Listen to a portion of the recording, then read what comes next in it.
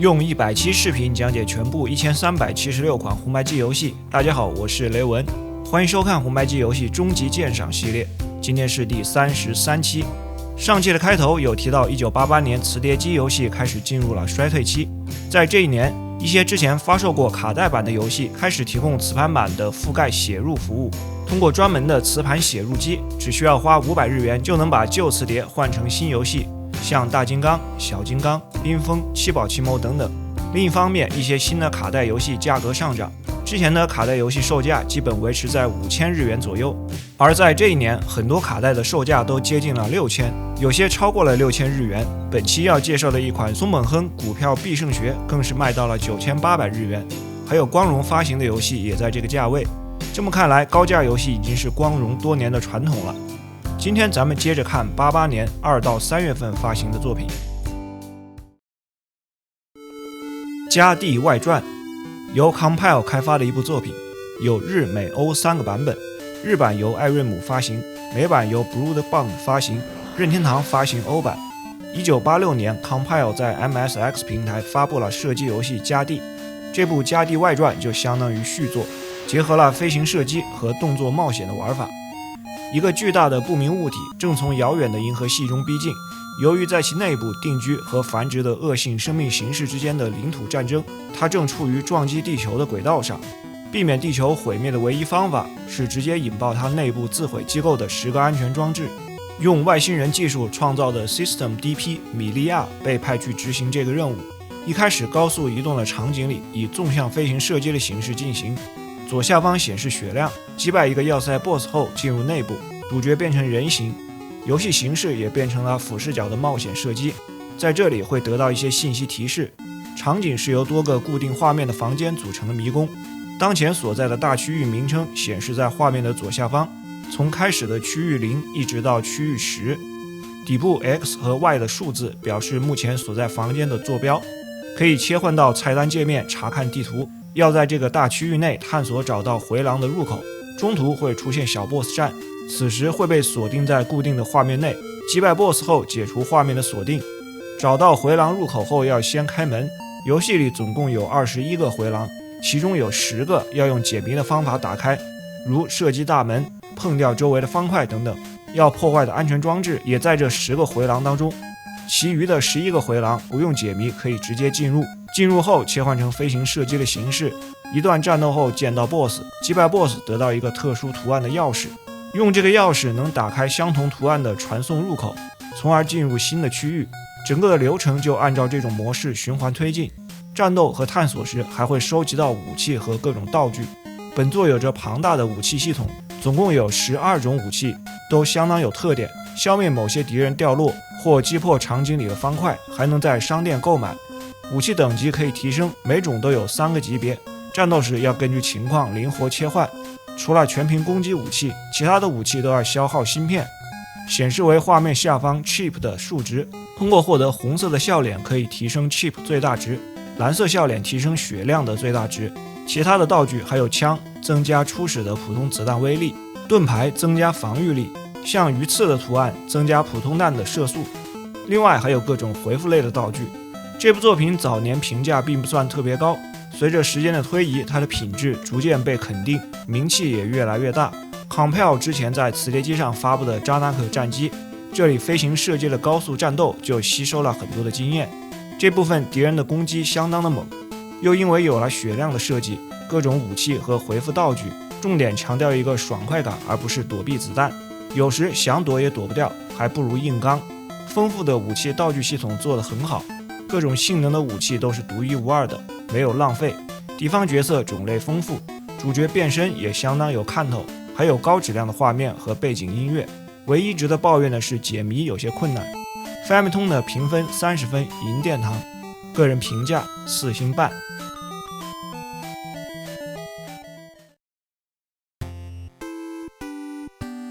魂斗罗，科乐美的经典动作射击游戏系列第一作，也是公司的当家 IP 之一。街机原版1987年发布，获得成功后移植到多个平台，除了红白机外， MSX2 平台的版本也比较有名。红白机的日版和美版发布时间只差了几天，欧版在2年后发布。3个版本的区别有很多朋友也是清楚的。日版和美版相比，多了开场和关卡之间的过场画面以及地图的展示。美版的画质表现有所降低，背景贴图也缺少了动态表现。欧版的画面是在美版的基础上进行修改的，还将主角和一些敌方角色替换成了机器人。日版的故事背景是公元2631年，一颗神秘的陨石坠落于新西兰附近虚构的加鲁加群岛。2年后，地球联邦政府获悉红隼组织在陨石附近建立了军事基地，并意图利用陨石内的异形开发毁灭人类的武器，于是派遣魂斗罗小队的比尔雷泽和兰斯比恩前往摧毁红隼及异形。而美版的故事主角的名字改成了疯狗和毒蝎，时间也改为和现实同步，地点变成了南美的玛雅神庙。红白机版初代的武器有机关枪 M、散弹枪 S、激光枪 L、火球枪 F， 另外还有加速发射的 R、无敌道具 B 和全灭敌人的金色闪鹰。总共有8个关卡，其中第2和第4关为纵向关卡，其他的为横版场景，分别是丛林地带、基地1、瀑布、基地2、雪地、能量区、工厂和外星巢穴。相比原始的街机版本，关卡设计和结构上做了些改动，弱化了街机中最强的激光弹，并加强了散弹枪，一些敌人的耐久度更高。这些改动在后来的评价中被认为是正向的，并且认为红白机的版本比街机版更好，操作简单而且相当流畅，还有优秀的画质和经典的音乐曲目。但早年的媒体评价大多都给的中上水准，不算顶级，指出的问题主要是游戏难度和不同武器之间的威力差异太大。因为我个人是先接触的2代超级魂斗罗，后来才玩到这座，相比之下更喜欢2代。本作有几个关卡的 BOSS 少了点感觉，特别是第7关的 BOSS， 很长时间都想不起来是什么。小时候在第6关的能量地带也卡了好几年，个人评价4星半。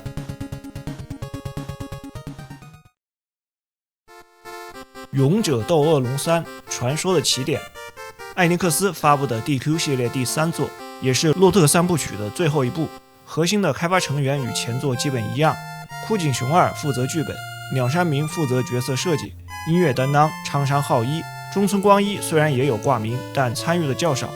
日版发布4年之后才发行了美版，主要区别是美版里更改了标题画面和序曲，加入了一段欧鲁迪卡与怪物在火山战斗的序幕动画，并替换了游戏中几个敏感的图形，调高了战斗后获得的经验值和金钱。故事的时间设定在第2部的100年前，勇者欧鲁迪卡出发去打败魔王巴拉莫斯。据传闻，他在旅途中被恶魔袭击，在战斗中坠入火山。主角是欧鲁迪卡的孩子，在他16岁生日那天继承了父亲的遗志，和他的朋友们一起踏上了冒险之旅。本作的系统在第2部的基础上进行了优化和改进，同时也加入了不少新内容。最有特色的就是招募同伴的系统。本作不像前作里是固定的同伴和有同伴相关的情节，而是一开始就可以在酒馆招募队员，组成4人的队伍。同伴没有剧情，除了主角自己的特定勇者职业，另外的3个同伴可以在不同的职业中任意选择和组合，包括了战士、武斗家、魔法师、僧侣、商人、游玩者。前4个职业很好理解，很多游戏都有类似的。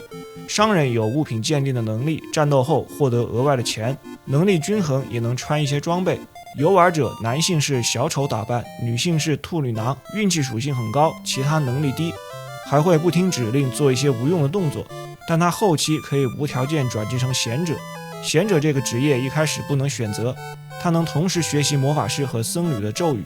除了主角以外的角色可以在神殿转职，要在20级以上，这里的转职是切换另一个职业，切换后等级变成1，但能力值变成之前的1半，同时保留学习的所有魔法。这一作可以学习的魔法数从之前的20多种增加到了60种。本作还引入了昼夜系统，在大地图上行走一定的步数会在白天和黑夜之间切换。城堡和城镇的白天夜晚不同，晚上 NPC 会睡觉，商店关门，酒馆变得拥挤，野外怪物的强度也会有差异。同时还有些事件有特定的时间。交通工具除了前作有的船和传送门，还有飞行的不死鸟，骑在背上可以飞越任何地形，也不会遇敌，还能使用法术到之前去过的一些城镇。整个的故事，主角离开自己的城镇，环游世界，这个世界模仿真实的地球，并有现实世界中的文化。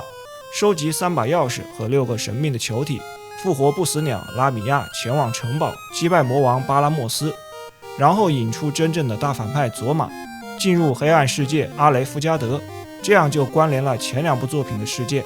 收集几件神器，包括太阳石和雨杖，救出圣人卢比斯，获得护身符，最后在城堡击败佐玛，拯救阿雷夫加德。主角也就是前作中传说的勇者洛特。这一代作品的发售将整个系列推向巅峰。当时日本的电视台报道了发售日之前排队的盛况，还出现了相关的社会事件。本作在日本的销量380万份，排名红白机销量榜第3，仅次于2个超级马里奥。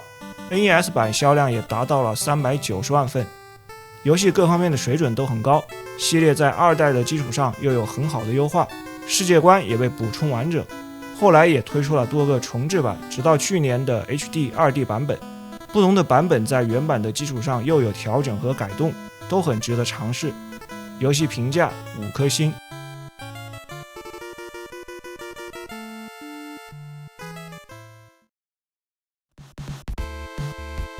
Konami 足球，这是科乐美 Exciting Sports 系列中又一个成员。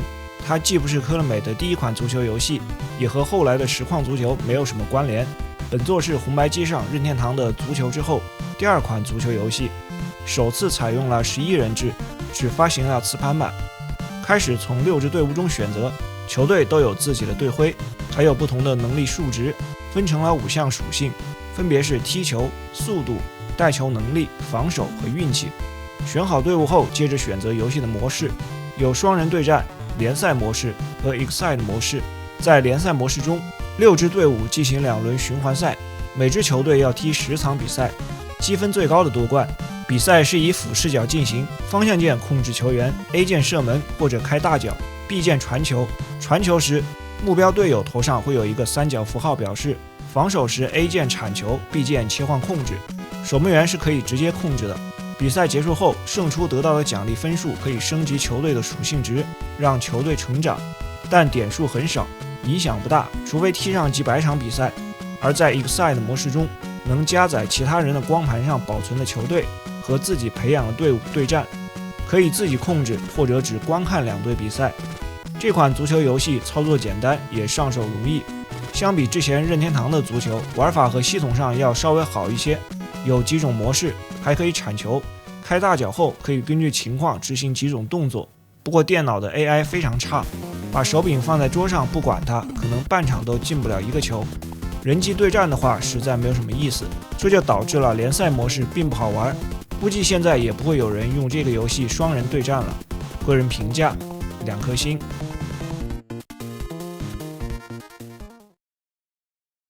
卡拉 OK 专用带2，万代发行的卡拉 OK 套件的专用软件第2部，和之前的专用带一样，这盘卡带不能单独游玩，要配合连接卡拉 OK 的套件使用。套件是在1987年7月份发布的。这盘卡带的菜单界面和操作方法和第1部的一模一样，也是收录了20首歌曲，其中有童谣，还有雪国这类的演歌，以及一些当时的流行曲目。听前奏猜歌名的模式依旧很难。既然是精选的曲目卡带，这里放慢些节奏，播放一个小的片段。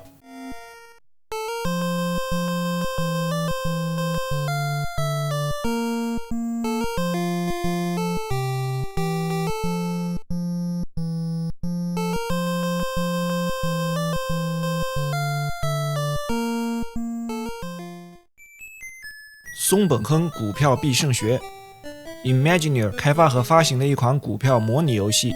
上次介绍这家公司的游戏是 Wavejack 3部曲系列。如果大家还记得的话， Wavejack 这个系列有一个特点，就是卖得贵。在这期开头提到本作发售的价格是9800日元，由此看来卖高价算是公司的一个营销策略。松本亨曾是日本的一位经济评论家，也曾担任日刊投资新闻社的社长，出过许多关于股票投资的书籍。本作随卡带发售，也有一本松本亨的书。80年代中后期正是日本泡沫经济的高峰，当时日本国内的股市也处在最后的疯狂。1988到89年达到了一个历史高点，90年开始泡沫破灭。这款游戏88年发布时很受欢迎，在次年还推出了续作。游戏的目的是要在2年的时间内通过股市投资赚钱，把100万日元变成1个亿。游戏内的时间从1988年的1月开始，不是按照日历，而是每个月4周，只有周一到周五的股市工作日，每天从早上8点半开始。画面右上方有一个时钟，无论你做什么，它都不会停下来。开盘的时间是上午9点到11点，下午1点到3点，中午11点到1点是午餐的时间。界面上呈现的公司都是当时东京证券交易所真实的上市公司，总共有100家。通过画面下方的一排指令图标进行操作， B 是买入， S 是卖出，后面2个箭头是左右翻页。每天只能买卖1次，最多同时持有3只股票。下方中间的几个曲线图的图标查看价格的走势还得花500日元才能查看。问号图标点进去获得一些财经的信息，可以购买报纸，有日日经济新闻和纽约时报，或者和一些人交谈得到提示。公文包的图案查看状态，看自己还有多少钱以及持有股票的情况。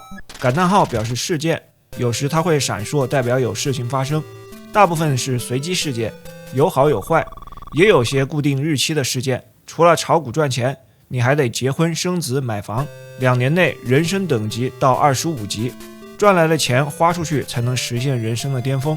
玩家扮演的角色也有生命值的设定，可以进行娱乐活动和旅行。执行行动或发生事件时，生命值也会变化，如果耗尽，游戏就会结束。本作里每经过1天或者发生事件都会保存，所以当年想用 SL 大法预测未来是不行的。现在再来看这部作品，靠它预测股市已经过时了，当然也不能真的依赖它。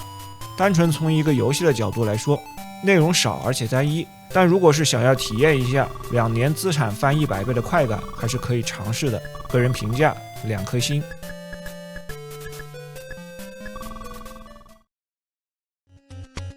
神宫寺三郎侦探系列，横滨港连续杀人事件。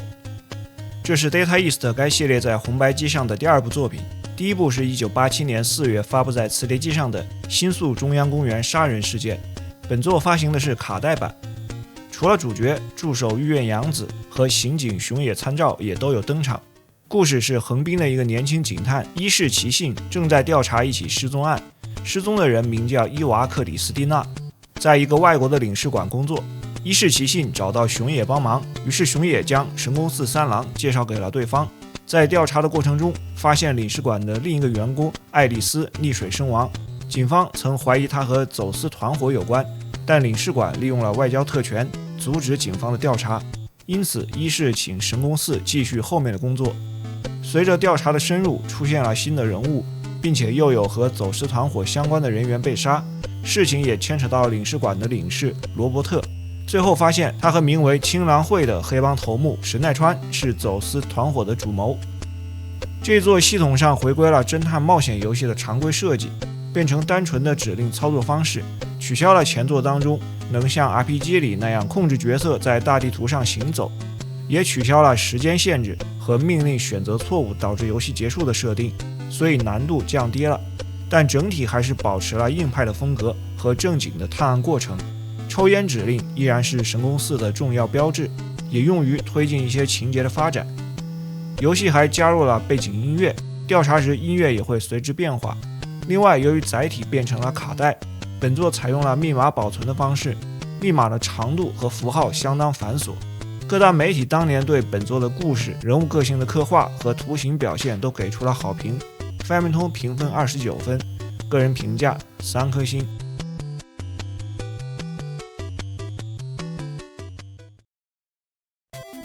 铁臂阿童木作为手冢治虫著名的漫画角色之一，铁臂阿童木的游戏出的并不算多。FC 上算是第1款阿童木的漫改游戏，94年超任上也出了一座，03年 GBA 上的一部应该是最有名的，后来还有 PS2、PSP 上的作品。本作是科乐美发行的，但开发方是 Home Data， 和科乐美自家开发的游戏有很大的区别。游戏是横版动作类型，玩家控制阿童木追击破坏科学省的坏人。操作上除了 A 键跳跃 B 键出拳，反复击打敌人会说些不知所谓的台词。阿童木还可以飞行，但需要连续3次在合适的时机横向跳跃。右表示生命值，它在画面的右下方，也相当于时间限制会不断的减少。当减少到0或者过关时，博士会帮忙补充右。在游戏过程中也可以呼叫博士前来补充，但能补充的总共只有1000点，都消耗完游戏就会结束。击败敌人获得的硬币能用作购买额外的铀，不过相对于消耗的量来说，硬币就显得很不够用了。总共有10个关卡，每关都比较短，中间还夹杂着各种解谜内容，另外还有些没有太大意义的部分，比如第3关要根据听到的声音按顺序将它重现出来，否则会一直在关卡里循环。在第4关，除了一个地方能通过特定的方式获得隐藏的补给，其他的都是一些说话的角色，可以直接走过去。第5关前面的场景有上下2条路，可以直接从上方的平台通过。末尾有一段人物的对话，这里要做选择题。第6关想要通过一个石像守卫，得在4个雪人的地方拿到相应的物品，还得找到钥匙，之后还有2个 NPC 说话。除了有很多这样乱七八糟的噱头，动作部分并没有什么突出的内容，某些地方还会导致祭死，加上不停消耗的铀，过关难度很高。除了一些祭死的地方，还有很多时候是被活活的耗死，操作上起飞连跳3下很麻烦，而且时机很难把握。很多的内容也并没有遵循原著。总的来说，它是一个充满了怪异氛围的动作作品，个人评价2颗星。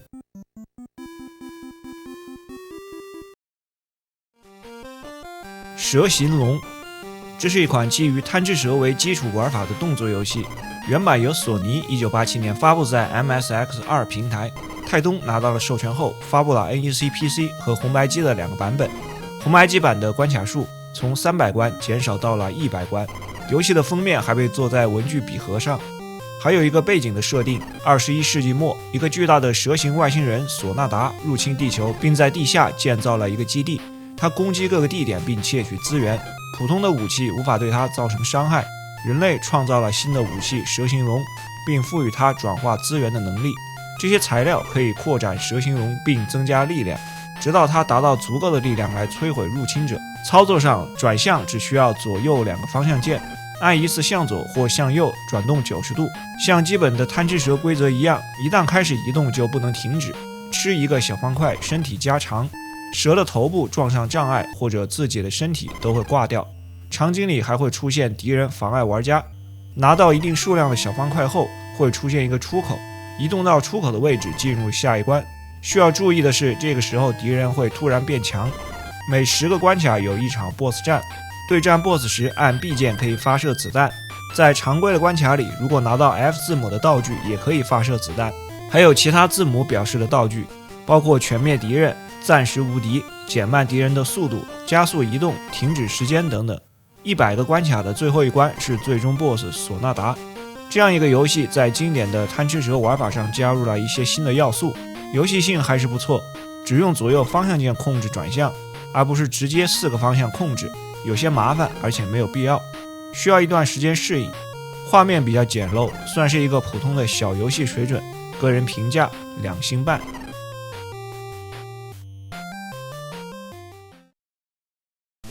德鲁伊恐怖之门，这款游戏的原版是最早1986年发布在雅达利和 C64 平台，原版由英国的火鸟公司发布，后来由杰里可移植到红白机上，只发行了磁盘版。玩家控制的老头是一个德鲁伊，他要击败黑暗法师和恶魔军队，本质上是一个地牢爬行的玩法，属于动作类，采用俯视角的形式，是计时战斗，主角没有等级，从一开始的地面逐步通向8层地牢场景。普通的攻击方式是水、火、雷3种魔法弹，都有数量的限制，一开始各有50发。不同类型的敌人有自己的弱点，要在3种攻击方式之间切换，克制对方的属性。场景里很多的宝箱可以搜刮，里面可以补充3种魔法弹。宝箱内一般都有多个道具物品，不能全部拿走，要在里面进行选择。下方中间的4个图标，第一个钥匙用于打开地牢里的门，第2个像闪光一样的图案，能让主角隐身一段时间不被敌人发现。第3个人形图案可以召唤傀儡协助战斗。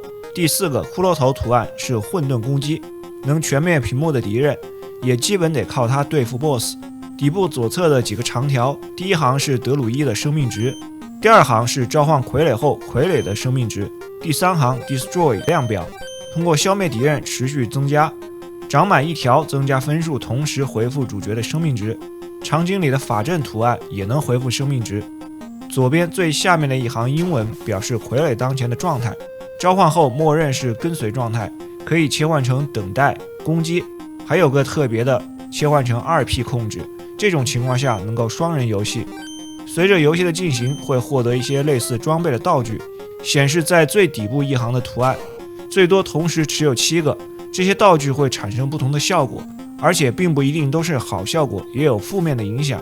好的效果包括盾牌受到伤害，攻击力减半，红色的球法术消耗减半这类。负面的比如像这个白色螺旋状的丝带图案，会让方向键的操作逆转。那为什么还要拿这些道具呢？游戏在通关后会根据情况结算分数，根据分数的高低获得不同的称号，同时达成3种不同的结局。如果要达成最佳结局，必须得带负面道具增加分数。游戏的流程非常短，正常游玩半个小时就能通关，如果打速通只要不到10分钟。作品在欧洲比较热门，后来还有续集，登录到红白机上并没有得到太多的关注。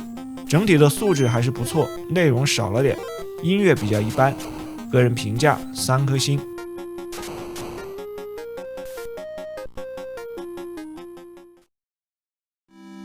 19，由 SoftPro 发行在磁碟机上的一款模拟策略游戏，以希腊神话题材为背景，4个传奇英雄要争夺19位奥林匹亚神留下的球体。游戏一开始，首先在4个英雄中选择，分别带领水、森、山和沙4个军队，更像是4种元素。他们都有自己的部队，以不同的颜色区分，外形没有什么区别。不同的部队属性有些差异，森林军队比较平均，山地军队近战能力强，沙漠军队擅长远程攻击，水上军队的移动速度最快。在大地图上，4支军队处于地图的4个角，初始位置都处在对于我方属性有利的地形，有自己的城堡，像回合制一样，控制己方的部队轮流移动。当2个部队在大地图相遇时，切换到战斗模式。战斗场景中的地形取决于相遇的位置，根据2方的剩余兵力，最多进行3对3的战斗。用4种指令控制军队，分别是移动、用剑攻击、发射弹丸远程攻击、休息。双方分别对每个成员下达完指令后，所有的人一起同时进行动作。所以游戏设计的意图是通过预测敌方的行动命令来部署我方的行动。移动时是按照6边形方格推进一定的距离，除了直线也可以斜向。用剑攻击或发射弹丸攻击后，剩余的点数也可以用来移动。休息可以恢复行动消耗的体力。一场战斗胜利结束后，我方部队的士兵会变强。另外还有一个昼夜循环，夜晚的视野会变得更差。消灭所有敌人并占领对方的城堡，即为赢得最终的胜利。整个游戏只有这一张地图，也没有其他的模式。在战术上预测敌人的动作，实际游玩时就是对 AI 行为模式的熟悉程度。玩上一段时间之后，就会对电脑的模式有所了解。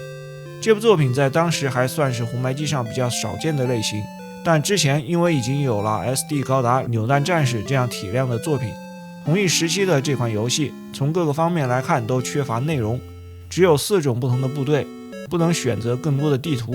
玩上一轮之后，很快就会失去兴趣。个人评价2颗星。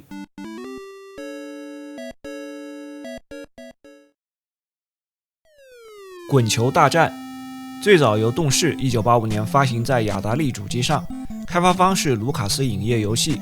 红白机的移植版由玻璃佳音发行，此外还有几个电脑端的移植。本作是一个科幻主题的体育比赛，2个选手进行对战，可以是2名玩家或者是玩家和电脑。与电脑对战时能选择难度的级别。玩法是2个选手分别控制一个飞船，争夺一个球，并要将球打入对方的门内。画面分成上下2块屏幕，玩家1看上屏，另一个看下屏，都是第一人称的视角。得到球权时，球被保持在飞船前面的立场当中，此时对方可以上来破坏球权。拿到球的一方朝向对方球门的方位，没有拿到球的一方按 A 键自动朝向球的方位。球门的柱子在场景里来回移动，从一头移动到另一头。进球得分后，球门会变得更窄，近距离将球推入球门得1分，中距离射门穿过门柱得2分，看不到门柱时远距离射门成功得3分。在比赛时间用完后，分数高的一方获胜。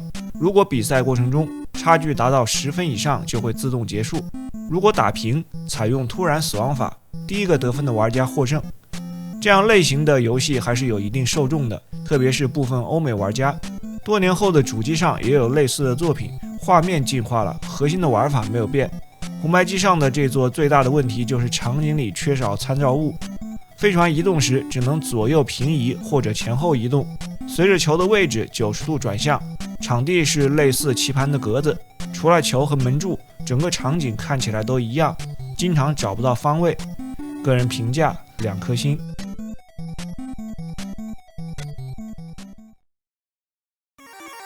打砖块2，泰东经典的打砖块游戏续作，2代1987年6月发布街机版，发布后又在多个平台移植。红白机的第2部发售时，和初代一样，也有专用的控制器同捆销售。初代里的敌人前来复仇，玩家再次控制小型飞行器沃斯与敌人战斗。基本的玩法和初代一样，左右移动将球击入砖块图案并摧毁它们，清除所有的砖块进入下一关。这代的难度大大增加，上来的一个第0关就是1代里的 BOSS 石巨人。一些经典的元素，移动的敌人，击毁砖块后掉落不同字母的道具都有保留。有些不同的是，道具在掉落之前种类会不停的变化，变化的时候如果再次击中，就以被击中时的状态掉落，这就有了一些随机性，或者变化一段时间后自己以原样掉落。新增加几种道具，包括变成红色的球有穿透的效果，一次出现多个弹球等等。敌人的种类更多，一些敌人和砖块的耐久度有增强，特定的灰色砖块被打掉后，过一段时间还会再生，有的金色砖块还会左右移动进行干扰。游戏的关卡数如果按照通关的要求来算，除了前面的第0关，还需要通过34个关卡，但每次过关时，左右两侧都会出现传送门，选择不同的传送门，下一关的内容会不一样。在第17关要面对一个大脑样子的小 BOSS， 最后第34关面对最终 BOSS， 消灭第1形态的石巨人，还会有第2形态。另外，游戏还增加了 VS 模式和编辑模式。在 VS 模式中，可以双人对战或和电脑对战，2个玩家分别在屏幕的左右两边，防守各自底部的砖块，漏掉就算输，5盘3胜。在编辑模式里，可以自由创建关卡，最多11个水平块和18个垂直块。使用数据记录器，一个即将过时的外接设备，之前少数几个游戏使用时有介绍过。用它可以将数据保存在磁带上，因为机能的限制，移植时有的内容有所缩水，像街机版最多一次出现32个球，红白机上就无法实现。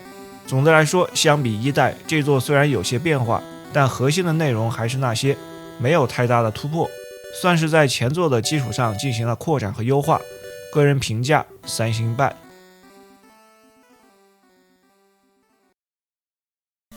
铁血战士也有翻译叫做终极战士，这是 Pack InVideo 开发的横版动作游戏。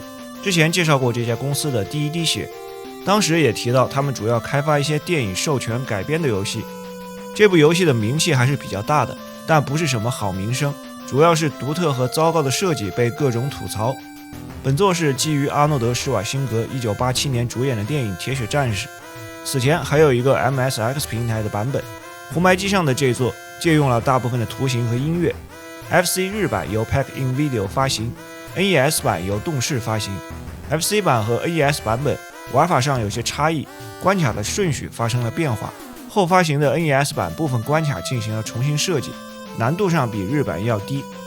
电影的情节大致是一支精英部队在中美洲丛林执行营救任务，却遭遇了拥有先进技术的外星人铁血战士，同伴被杀死。经过惊险的斗争后，主角成功逃脱。故事基本参照了电影，玩法上有 Big Mode 和普通横版模式的2种。日版以 Big Mode 开场，而美版的顺序一开始是普通的模式。在 Big Mode 模式中，人物的贴图非常的大，全蓝的背景，画面从左到右强制滚动，主角用枪发射子弹攻击一些小球。这里被吐槽的最多的就是小球很难被击中，而且有时掉落武器加强的道具会迅速的流到屏幕的右边，所以要在左侧击破才能拿到。末尾出现 BOSS 铁血战士，一张完全静止的贴图在不同的位置闪现，然后消失，发射几个骷髅头，击败它后转换到普通的模式关卡。在这里主角穿一身粉色的衣服，初始的武器变成了拳头，而且因为手臂太短经常打不到敌人，只能直接冲过去。还有踩着一些敌人的头顶前进也是一个必要的技巧。场景里有一些武器可以拿，但过关后就会消失变回拳头。普通模式的关卡是要找到门然后进入，基本上都比较短，每4个关卡会在末尾再次遇到铁血战士，通常这个关卡要长一些。 BOSS 只会很无厘头的跳来跳去，但他的血比较厚，要打很多下才能击败。关卡的形式就是一关 Big Mode， 然后几个普通关卡反复进行。30多关后见到最终的 BOSS， 一个铁血战士的大头。这确实是一款垃圾游戏，普通模式下的操作手感很差，关卡里各种平台的设计也被诟病，还有一些乱七八糟的敌人和电影没什么关系。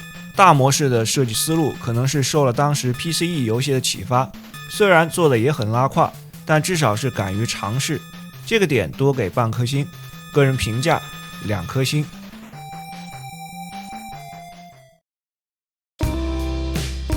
好了，以上就是本期的全部内容了。如果您喜欢，还请多多支持，咱们下期再见。